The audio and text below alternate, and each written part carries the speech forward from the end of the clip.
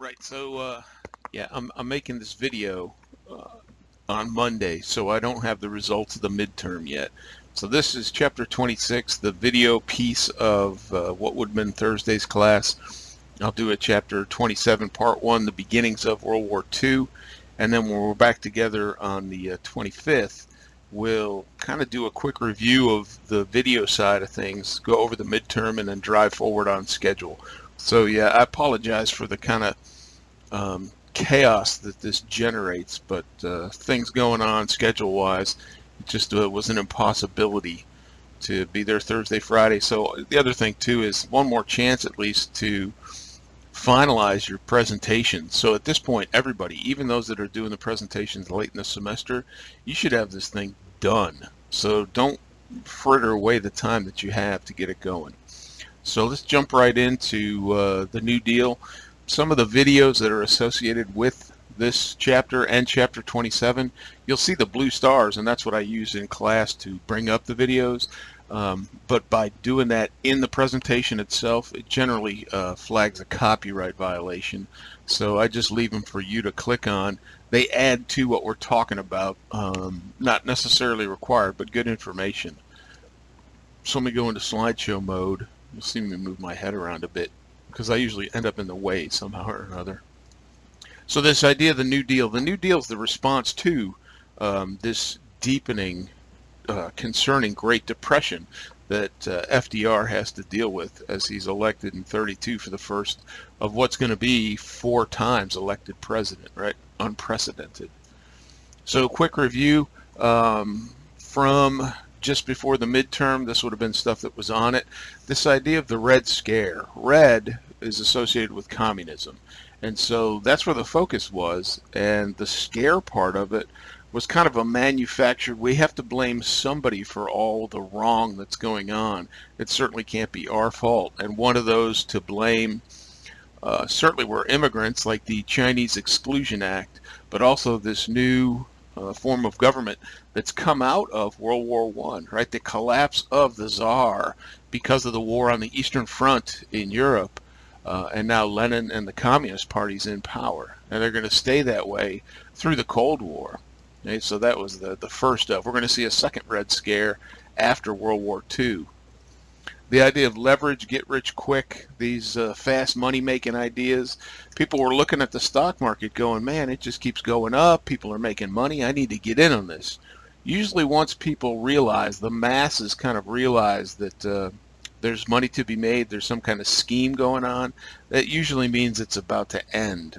And so we see the stock market rise, and all of a sudden, boom, plummet. And it does that in fits and starts, down below certainly where people had bought their stock. And what happened was with this idea of leverage is I put down 10% and I borrow 90% of the money I use to buy the stock from the bank, which is fine as long as the price keeps going up. But as soon as it goes down, now the bank can say, hey, we lent you this money, we need it back.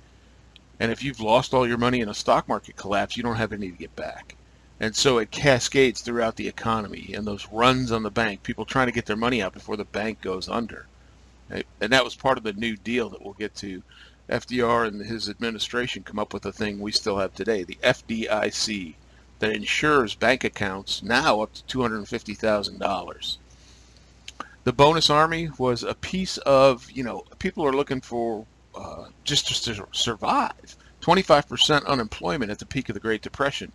And so this bonus army, as it's called, was a group of World War I veterans who were promised to make some money to be paid basically a savings bond for signing up to serve in World War I.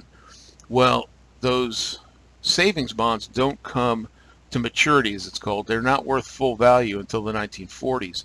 But they're saying, hey, I'll take some of it. I don't need all of it. And so this army, this group of veterans, goes to Washington.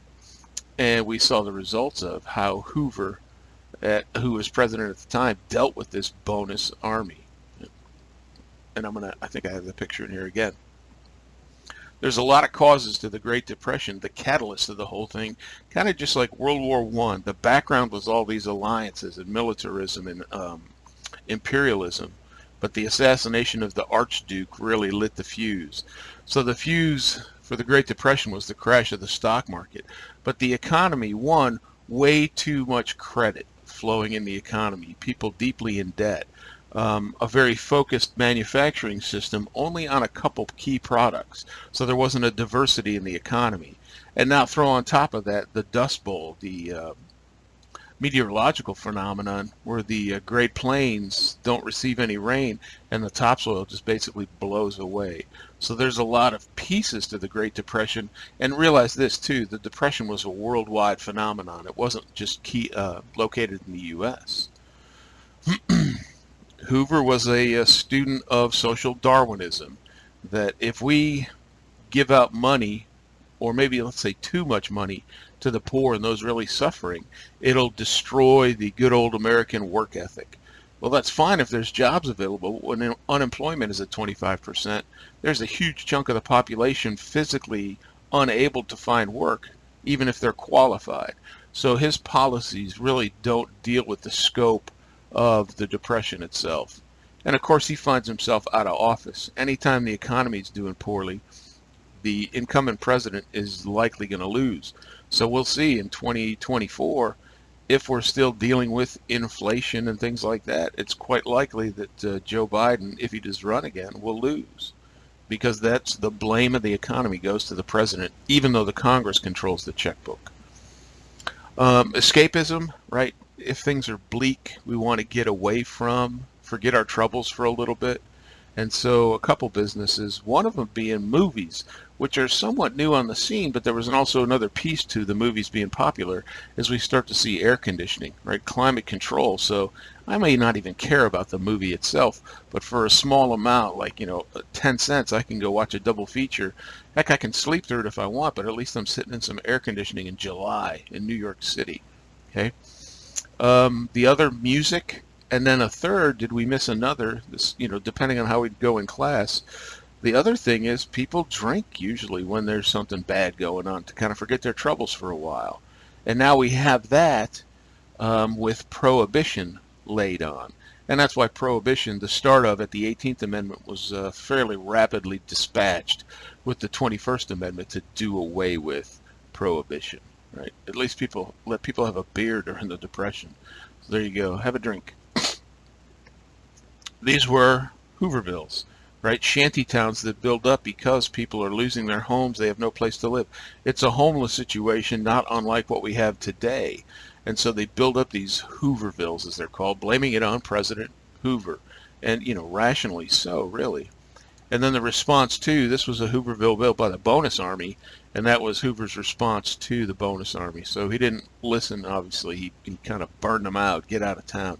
And you can see in the background the Capitol Dome looming over this scene. So not very popular.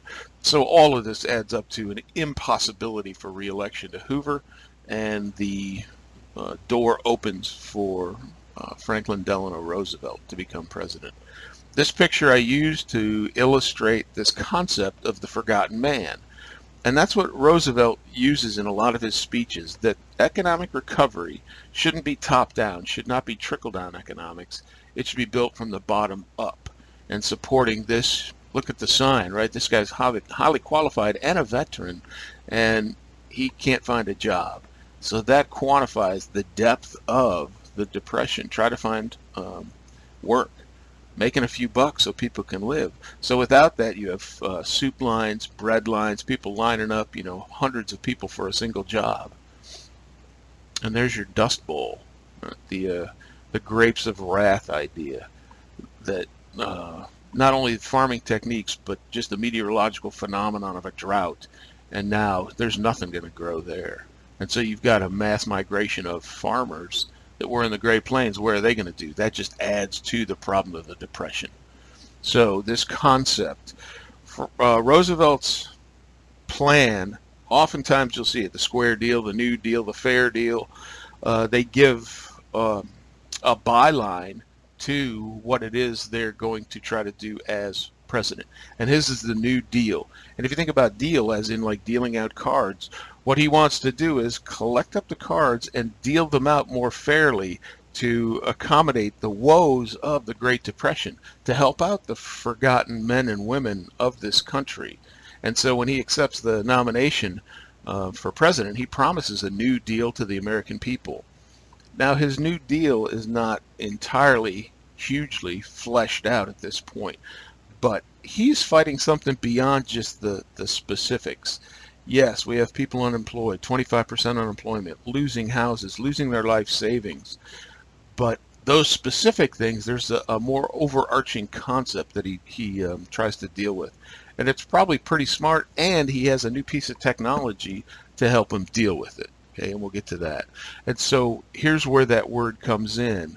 Men and women, forgotten in the political philosophy of the government. There you go, the forgotten man, the forgotten woman. Look to us, the government, for guidance and a share in distribution of the national wealth. So I pledge myself to a new deal. And so one of the things with the Great Depression, you think, well, everything's kind of destroyed. Well, it's not. Factories are still there. People just can't buy the goods that are being produced. So it's massive underconsumption.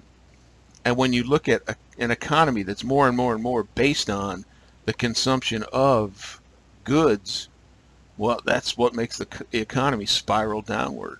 It's not that the factories are destroyed or we have some kind of plague sweeping through the country.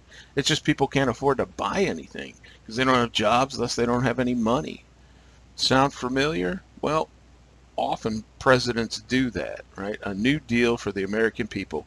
We're going to support hard-working middle-class Americans. That's the current kind of buzzword about this concept.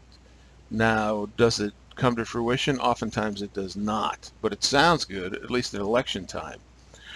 So here we go into 1932 and the election thereof. The Republicans nominate Hoover because he's the incumbent president.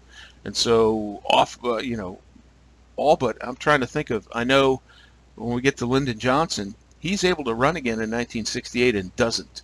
But that's very infrequent. The incumbent president almost always runs, and often, at least in more modern times, almost always wins.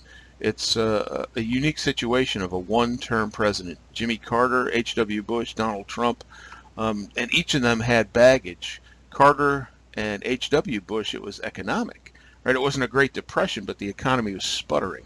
And so that led to their loss. And for Trump, it was all the baggage of 2 impeachments and some of his unpopularity just as a person.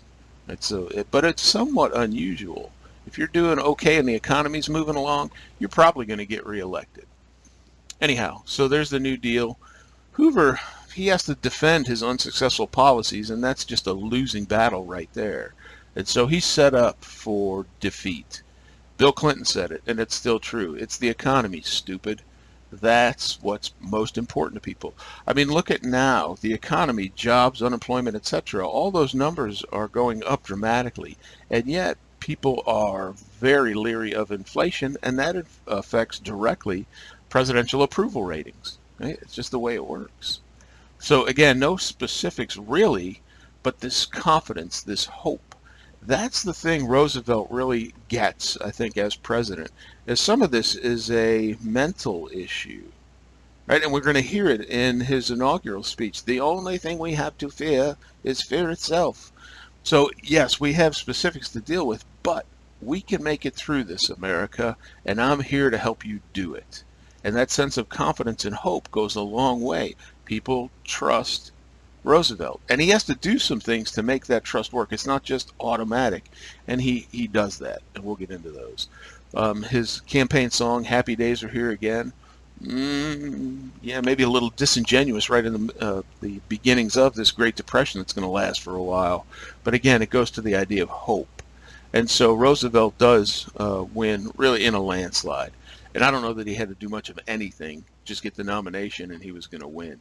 But as he wins, he starts to gather what he calls his brains trust, right? This idea of bring all these good big brains together with knowledge of specific areas of economics, of social pieces of the New Deal, so that it doesn't have to be all his idea. Use the smart people around you to help you address the problems of the Great Depression. That's what the cabinet's for, right? The president is not an expert on everything. That's why you have secretaries of Interior and Treasury and Defense. There he is. So these blue stars, A couple of them are actual, speeches, and one I believe is his first, what becomes known as fireside chats. So Roosevelt gets on this new medium, the radio, and talks directly to the American public. And if you listen to it, the first words out of his mouth are, "My friends." He makes it very personal. "My friends, I want to talk to you today about banking." Because in most people's minds, and rightly so, the banking industry and Wall Street was the catalyst for all this woe that is happening. And so he tries in plain English to explain what's going on, why it's happening, and maybe what he can do about it with their help. So these fireside chats become synonymous with FDR. And I think communications with people, you can probably overdo it, but you can definitely underdo it. And so the former President Trump very seldom talks specifically. You get these quick little snippets as he's walking out to a helicopter. But hell, the last year and a half seems like there was no press conferences.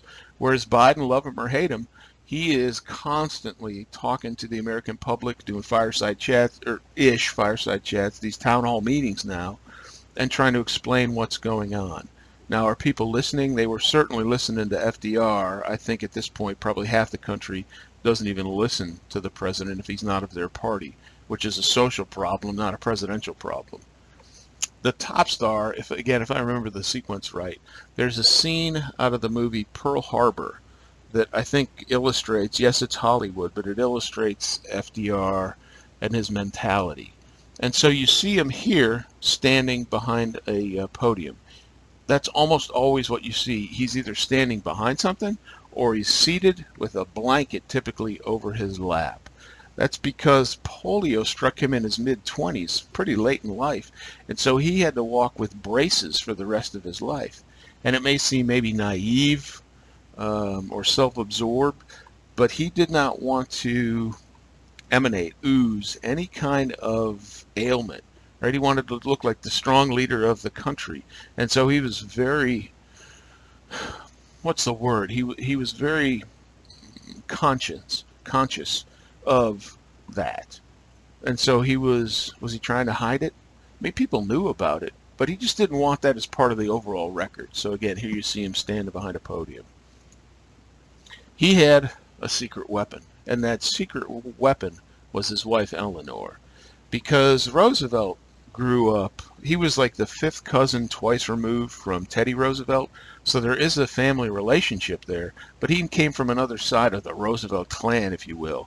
And so he kind of grew up with a silver spoon in his mouth.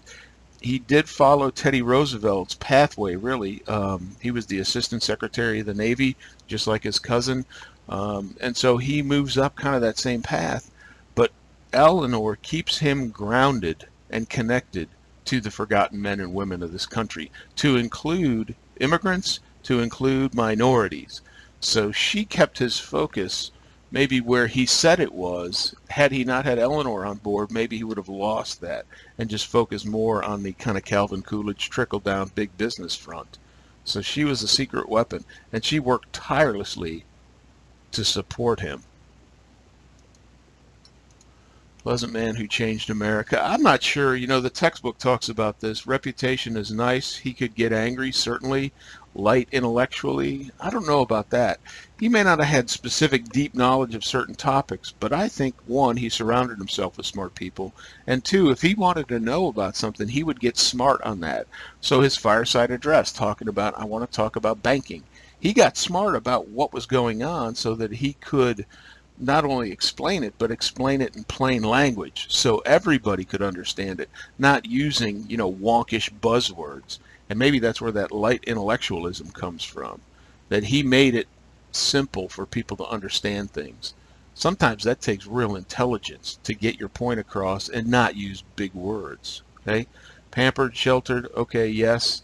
He was a natural communicator, kind of in the we'll see that again with Ronald Reagan. The ability to connect and communicate with people. The only thing we have to fear is fear itself. Trust me, I know what I'm doing. We're going to get through this together. Okay? So that confidence gives hope, because that's what a lot of people are lacking. A depression, yes, it's economic, but it's also social. And there's a book, and I have it on the shelf here, about the forgotten man. And the opening of the book talks about a family of 5 living in New York where the father is injured at work, the mother's trying to work, the daughter's trying to work but can't find it, and the youngest son of the family ends up committing suicide because he feels like he's a burden. And the headline in the newspaper says he was afraid to ask for food, right? So he didn't want to be a burden on his family. That is part of the Depression as well. Okay, so Roosevelt's elected. He's inaugurated. His first day in office, he does something. It really does nothing, honestly, in the grand scheme of the Great Depression. But what it does do is it shows, I'm in charge. I'm going to start making things happen from day one. So he declares a bank holiday. And that's just like today, where a Monday holiday, Memorial Day, where the banks are closed. So he does that because he understands how central banking is to this Great Depression. So the banks are going to be closed this first day in office.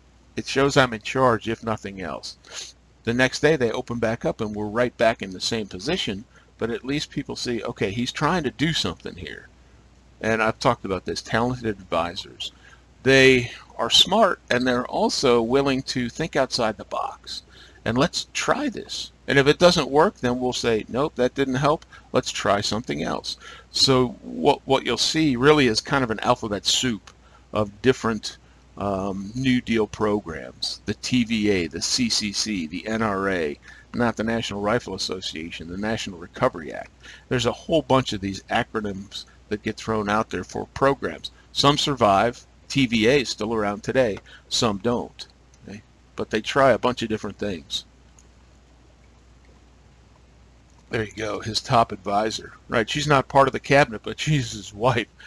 So she's definitely got his ear all the time. And Franklin, dear, let's not forget about your promises. She's a champion of the forgotten in our culture.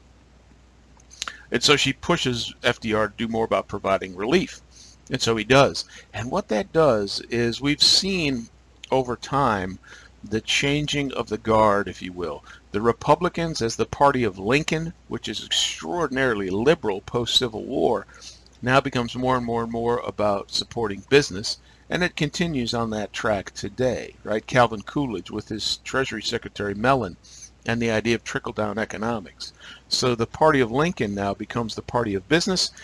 And the Democrats, instead of being the party of Plessy versus Ferguson and the Black Codes, becomes more about the forgotten of the country. And again, you can see that still today. The party of the downtrodden and the immigrant is more the Democratic than Republican party. So there you go. There's some alphabet soup. At the very top, you can see that long line. Look at the term of his presidency. Right, elected in 32, so inaugurated early in 33, re-elected 36, 40, 44, 4 terms. He's very ill by the time he's re-elected in 1944, and in fact, most of the people in and around Washington don't expect him to live much longer. Unfortunately, he doesn't. He dies of a massive stroke very early in his 4th term. And so when we get to World War II, you're going to see Harry Truman is his vice president only for that last term, and he has to take on all of the ins and outs of finishing up World War II, to include the decision to drop the atomic bombs, plural. Okay, so the first 100 days, we're going to talk a little bit more about that, but you remember the bank holiday, and then this first wave of New Deal programs, CCC, AAA. I'm not going to get into gory detail about all of them. A couple are kind of important or interesting, but you can see as we move forward toward his campaign for his 2nd term, you see some more come online. But look, the National Recovery Act is deemed unconstitutional by the Supreme Court, and that tends to irritate Roosevelt. And so he thinks about this idea of what's called court packing. And we'll talk a little bit more about that as we go. That's come up again, right, in this latest, the Biden administration, the idea of increasing the numbers on the Supreme Court. Nowhere in the Constitution does it say 9 is the magic number. An odd number is probably the right thing, so there's no 4-4 decisions, things like that. It can happen if somebody abstains, but an odd number usually means a majority on one side or the other of a Supreme Court decision. Okay? And so that it affects his re-election in 36, but not enough to matter. As you can see, 36 landslide re-election. By the time we get to 1940, the war clouds in Europe, well, the war started in 39, so those clouds of war are gathering, and so he remains in the presidency. And 44, we're deep into and coming maybe toward victory in World War II, so we're not going to change horses in midstream at that point. So 4 terms, right? Amazing. And that's why after, as we get into the Cold War and Kennedy, the 22nd Amendment to preclude more than 2 terms as the presidency. So, okay, FDR, what do you do? How do you attack this problem using the consumer economic cycle? And that becomes so important. Excuse me, I probably just blew your eardrums up. There's places you can attack it, right? Jobs to make money, to buy goods, which drive good production, the production of those goods, which leads to more jobs. So there's kind of 4 pieces of that. Could the government go in and become the buyer of the consumer of goods? Yes, but that's a somewhat limited approach.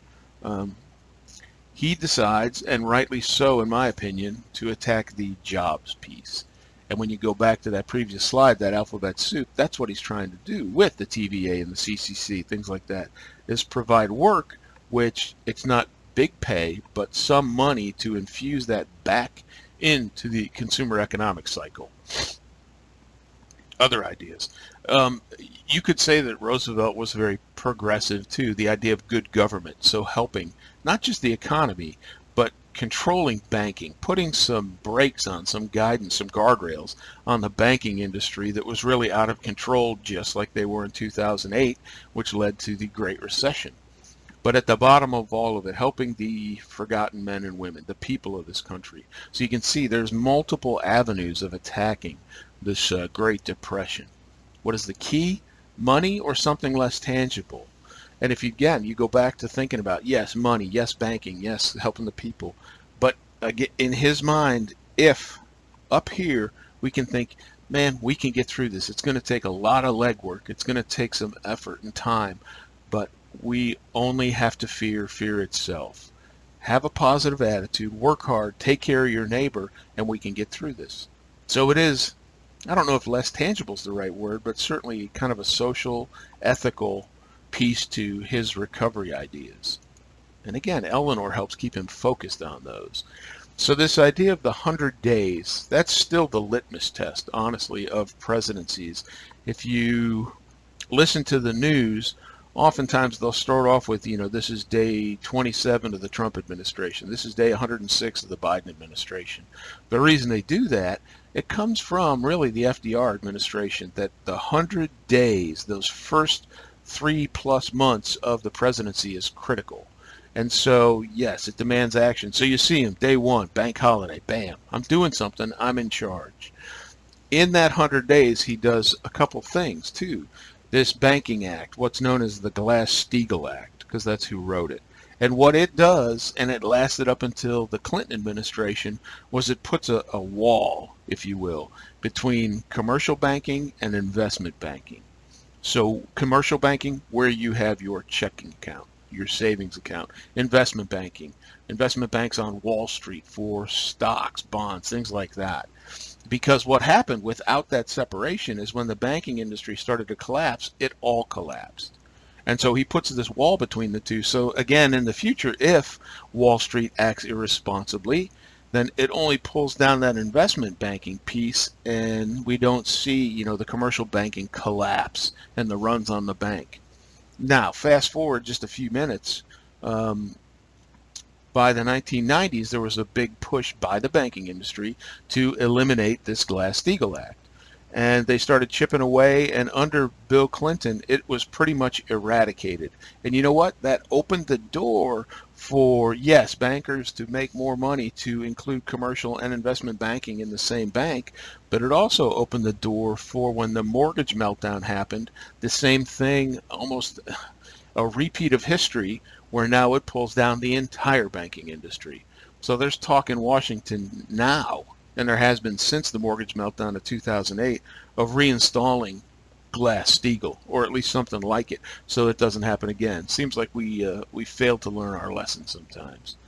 Farm credit, trying to help out the farmers with the Dust Bowl, and farmers were typically highly leveraged because look at all the equipment they need for farming and how expensive it is. So to help them out specifically, and homeowners, same idea. In the mortgage meltdown, people being evicted from their houses, waves of homelessness, none of that's good for any kind of economic recovery.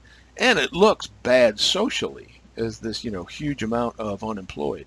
Again, up to 25% during the Great Depression. That's a number we haven't seen since, thank goodness. And so this first 100 days, yes, he's doing something. He's trying to move the country forward, and that becomes the measure of. So the question is, why is it 100 days? Why does that matter? Is it just a round number? And what it is that the new president, I don't care if he comes into a Congress that's both House and Senator in his party, both aren't, it's split, 1 and 1. But there's almost always a little bit of a honeymoon period with the new president. He was elected. Let's give him some room to put forth his agenda, what he wants to do, what he campaigned on. And someday we'll say what she campaigned on, right? So that kind of honeymoon period, and that'll slowly go away. But we still see it today. That 100 days is the measure of. Okay?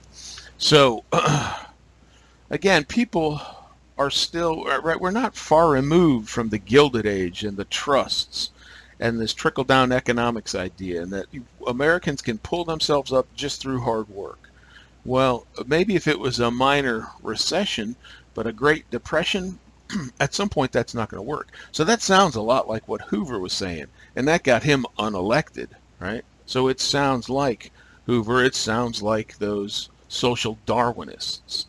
And so he reassesses. He looks at, what Hoover said isn't going to be enough. And so we have to do more to help kind of jumpstart the economy and help out the forgotten men and women of the country. So he reassesses. And one of the things they're doing is they're constantly looking at the problem and what we can do to affect it. That's why you see so many of those agencies, that alphabet soup idea. Let's try this. Here's one. Interestingly, my grandfather-in-law, I don't know if that's a thing, but part of the family, he was a child of the Great Depression, and he ended up working for the Civilian Conservation Corps. He was from Jackson, Mississippi, and he ended up, what they did was restoring and labeling and making paths and things like that of the Vicksburg battlefield from the Civil War. So that was one of the things the CCC did, was parks, national parks, things like that, maintenance on, working on. And it's kind of Army-esque. They live in camps. They get 3 hots and a cot, right? Someplace to sleep and some food. And they do get a stipend, a small amount of pay, but there's really nothing to buy at a CCC camp.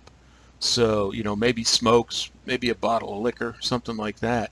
But a lot of that money then gets sent back to mom and the kids back where they're living, and so that helps the economy in 2 separate places. You're taking care of the CCC folks, and they're helping out their families back home. So it's kind of a double whammy in a good way. So there's a picture of a typical CCC camp, and you can see it does look kind of Army-ish. Looks like they're getting ready to go through a chow line and get something to eat and sit down. You can see the tents. It looks to me like these people in the hats and all the fancy cars are probably there just to tour it, to see what it looks like. But there was a lot of people involved in the Civilian Conservation Corps. And I want to say it actually survived and went all the way up into the late 70s, early 80s. Not as robust as it was in the Depression, but it was still a thing. And me as a kid, 1978, 79, I spent my summers working for the YCC, which was the Youth Conservation Corps, which did almost the same thing as the CCC. We got paid a little bit. We lived on a college campus because it was summertime and there wasn't many students, and got food and did work in the state parks of Ohio. It was a cool job. And it was, it was hard work, but it was fun. Smart plan because it helps spread out the little bit of economic catalyst that's being supplied through the CCC. And plus they're getting something done. And look, it's talking about the idea of the mental aspect of the Great Depression. If you're sitting around looking for work, it can be very depressing. You can feel like, man, I'm just useless. Right? I have nothing to contribute to our culture. And so having a job, whatever that job may be, there's nobility in that. There's nobility in work, especially work done well. So that's, if you ever get an email from my personal email account, it says, whatever you are, be a good one. I stole it from Abraham Lincoln. I don't care what you do. Yeah, you're a janitor or you work at McDonald's. You're probably not going to do that your whole life, but do it well. And you take that habit with you. And that's part of what FDR is trying to say as well. It's a smart plan, yes. CWA, 4 million to work, but it's kind of a cost benefit. So that's a big number being put to work, but also it's very expensive. And so it's deemed, you know what, our money can be spent elsewhere more effectively. So again, the rise and fall of some of these administrations that work or maybe work for a short time or prove to be ineffective. Writers, actors, photographers, artists. Why are those important? Because, and don't take the word the wrong way, propaganda is important to the support of the getting us out of the Great Depression. So these folks in the entertainment and information business, maybe the better word, are important to put out these posters. We can do this. We can get through this together, right? Helping with writing things like the fireside chats and the like. National Recovery Administration. I call it the National Recovery Act. That's what started it. It's actually an administration. It starts off as relief, but obviously relief is short term. Here we're going to help your immediate needs, but we need more than just the relief. It has to be longer thought, longer chain of events to have the recovery piece. So that's where they come in, right? Price and labor codes. So we're not going to have price gouging, things like that. There's still money. There's still wealthy people out there. But we want to make sure, just like, I mean, you think about like after a hurricane, something like that, there's always a few kind of, I was going to use a bad word, just, you know, there's some ugliness that people will jack up the prices on generators, things like that, in the wake of a huge storm. And we see that still today, that there's measures put on that, hey, no price gouging. You can unionize. We can have labor codes to protect workers. That sounds very much like the progressives as well. A lot of people are saying, man, this is creeping socialism, or just a direct move to socialism. Guess what? It was. There was quite a few pieces that made things more socialized. One of the biggest is Social Security. That comes out of the New Deal. We'll see it again with Johnson and Medicare, Medicaid. But yes, there is some social, that we are all in this together. But that, you know, that can drive some folks that really small government, we don't need this. That drives them crazy. So here's a little bit more propaganda for you. These are called the Bathing Beauties, the National Recovery Administration. What they did, and you can see, if you look at the line of girls in their bathing suits, ladies, these are all done. See this woman? She's actually painting with some kind of, you know, I don't know, paint, dye, whatever it might be, on the backs. And the ladies at the end of the line aren't done yet. So what happened was she would put this on, and then they would go out and get a suntan, and then when it washed off, they had kind of the negative image. And so they would go around, and this was part of the promotion of the National Recovery Administration. Okay? It's not all successful. In fact, you know, some of it, I don't know, half, maybe more than that, maybe less than half is successful. But it does drive some movement on recovery. And so this was the beginning of the end of the National Recovery Administration, but there was a more important piece to the Supreme Court, and that deals with the idea of court packing.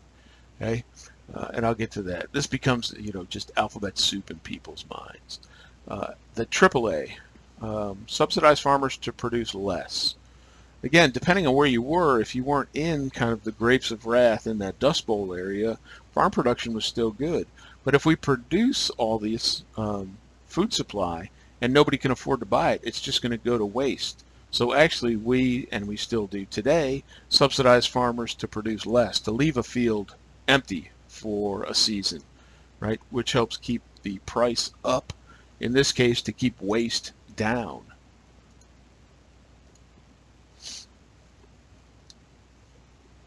same principles, new acronym, right? Too many acronyms. The TVA, right? There's still a big headquarters here. The TVA still controls the lock and dam on 153, and so twofold: flood control, but also electrification of Appalachia in the south, which was behind developmentally the rest of the country. And so the TVA does massive amounts of work with damming and hydroelectric and flood control. And look, the fact that it's still around, still a big employer in the Chattanooga area, speaks to its success. But again, I've mentioned this idea of creeping socialism. Critics are not happy with all of these social programs, but in the end, just like anything in America, I guess, that enough people support it, that it is driven forward. The against folks go out and limit some of it, so it doesn't just run out of control. That's kind of what a two-party system's supposed to do, the idea of compromise. Okay, so yeah, there are some folks opposed to it. And here's the Supreme Court piece, part 2, the idea of trying to pack the Supreme Court. So Roosevelt's getting fed up with some of his programs being deemed unconstitutional, the NRA being one of those. And so he's thinking about, and tries actually, he floats the idea of and tries to put in motion packing the court, adding more members to the Supreme Court. And of course those members would be sympathetic to his New Deal programs, right? And this sort of backfires on him. So it doesn't happen, and that's why I think the Biden administration had talked about doing this as well. And I think they can look historically at what happened to FDR, that it would backfire on them as well. I mean, the Supreme Court's supposed to be, here's the facts of the case and decide it that way. Yes, they are a little bit political in the sense of who puts them on the court, liberal versus conservative, but they're supposed to look at the merits of the case without political eyes. In a perfect world, that's what it would be. Okay, no to court packing, but kind of that push, just like something unintended consequences. He is able to, because the Supreme Court has a slight change of focus, of balance, and so more New Deal things are able to come through and not deemed unconstitutional. Okay, so the New Deal, it does change over time because this is a long period, and so for his second his re-election, the second New Deal, you see some changes happen. The idea of, it's kind of a blast. Remember, it goes from relief initially to recovery. So as we get more toward recovery, it becomes a little bit more focused on those things. And it becomes more focused on the relief specifically for the forgotten men and women, the lower classes of. Okay, so he's going to do that, but as he moves toward re-election, he's going to move back toward the masses once again. Why? Because it's good for re-election, if nothing else, right? And we've talked about this movement of the Democrats becoming the party of the downtrodden and the immigrant and the minorities, and so you see that blacks tend to, not 100%, vote more Democratic, and we still see that today. And if you look at the electoral map from 2016 or 2020 by county, the old Cotton Belt through the Deep South is blue, when the rest of the Deep South is generally red. Why? Because all of the ancestors of freedmen that stayed in the Cotton Belt vote Democratic, mostly. There you have it. Oops. Who else would support FDR and the Democrats? Anybody that's on that lower socioeconomic scale. So it's not race-based entirely. Certainly black voters go that way, but the unemployed, the forgotten men, the downtrodden, the immigrant, they're all going to, mostly all going to support FDR and the New Deal. That picture at the bottom is meant to explain kind of the switching of Democrat and Republican focus, and I think we've covered that enough. So as time goes on, the depression, the economy worsens, so some of the stuff isn't helping, and what you see is the clouds of war start to develop, and the country, albeit deems itself neutral in European affairs, we're still kind of behind the scenes starting to ramp up a little bit just in case the clouds of war come to pass, and of course they do. And it's not until the end of really coming out of World War II that we recover back to where the economy was prior to the start of the Great Depression. But again, you see, if you remember back to the founding of the country, it was little u, big S, that states had more power. Well, through Lincoln and then through the New Deal, the U, the federal government's getting bigger and bigger, and the states are getting smaller as far as overall power. Right? Maybe too much so, honestly. And then this political revolution for the Democrats. I mean, they hold a hammerlock on the presidency for quite a while. Part of that's just the popularity of FDR. Okay. Yep. Some resistance from Southern Democrats. Wait till we get to the Civil Rights Movement. You're going to see them completely break from the party. Okay. And now they get a chance to kind of lead the country. So the Republicans led it from the Civil War all the way up to Wilson in World War I, and now we're going to have a change of the guard for quite a while with Democrats leading the charge. Meanwhile, in Europe, oh yeah, the clouds of war, right? The Nazi war machine coming to fruition. So we'll end that there and talk about the beginnings of World War I in the next video. So long.